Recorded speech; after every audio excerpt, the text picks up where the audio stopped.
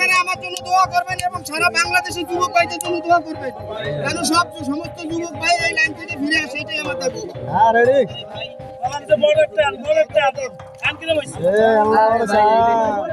গোপালগঞ্জের কোটালীপাড়ায় এক যুবক অনলাইন জুয়ার অন্ধকার জগৎ থেকে ফিরে আসার এক নজিরবিহীন উদাহরণ তৈরি করেছেন।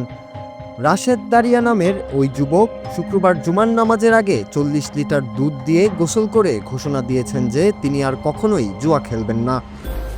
অ্যালুমিনিয়ামের বড় পাত্রে বসে মায়ের হাতে দুধ দিয়ে গোসলের এই দৃশ্যটি সামাজিক যোগাযোগ মাধ্যমে মুহূর্তেই ভাইরাল হয়ে যায়, যা নেটিজেনদের মধ্যে ব্যাপক আলোচনার জন্ম দিয়েছে।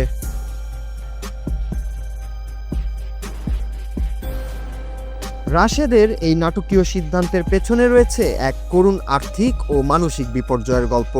গত 2 বছর ধরে অনলাইনে জুয়া খেলে তিনি প্রায় 10 লাখ টাকা দেনাগ্রস্ত হয়ে পড়েছিলেন। এই বিপুল ঋণের বোঝা বইতে গিয়ে তিনি দীর্ঘ সময় চরম হতাশায় ভুগেছেন। অবশেষে পরিবারের পরামর্শে জীবনের মোড় ঘোরাতে তিনি সৌদি আরব যাওয়ার সিদ্ধান্ত নেন এবং প্রবাসে পাড়ি জমানোর আগেই এই তওবা বা শুদ্ধিকরণের পথ বেছে নিয়েছেন।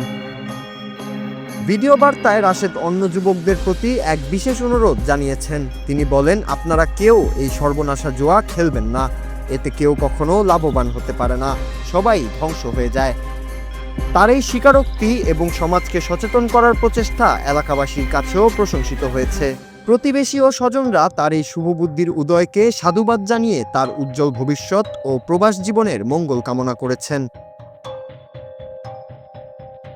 অনলাইন জুয়া বর্তমানে তরুণ প্রজন্মের জন্য একটি নীরব ঘাতক হয়ে দাঁড়িয়েছে, যা রাশেদের এই ঘটনার মাধ্যমে আবারও প্রমাণিত হলো। রাশেদ যেভাবে নিজের ভুল বুঝতে পেরে জনসম্মুখে তা স্বীকার করেছেন, তা অনেকের জন্যই শিক্ষণীয় হতে পারে। 10 লাখ টাকা হারানোর গ্লানি পেছনে ফেলে নতুন করে বাঁচার এই শপথ ডিজিটাল প্ল্যাটফর্মে জুয়ারিদের জন্য একটি কড়া সতর্কবার্তা হিসেবে কাজ করবে বলে আশা করা হচ্ছে। Noor Raju, Bangla TV, news desk.